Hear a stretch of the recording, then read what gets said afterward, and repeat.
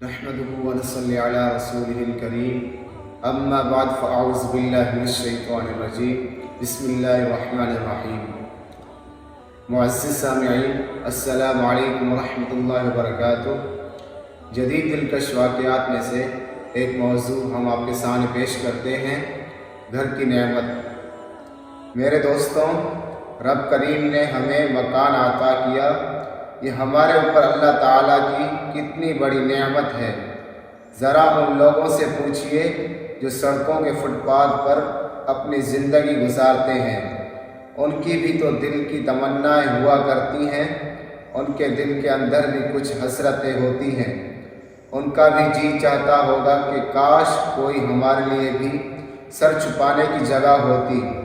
وہ تو خیمے لگا کر زندگی گزار رہے ہوتے ہیں، ذرا سی ہوا چلتی ہے تو ان کے خیمے گرنے لگتے ہیں، اور جب بارش ہوتی ہے تو ان کے نیچے جل تھل ہو جاتا ہے۔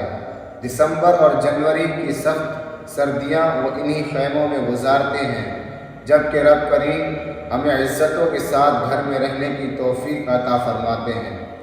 یہ اللہ رب العزت کا کتنا بڑا احسان ہے کہ ہمیں اس نے گھروں کے اندر رہنے کی توفیق نصیب فرمائی، ہمارے اوپر نیلی چھت کے ساتھ ایک گھر کی چھت بھی عطا فرما دی۔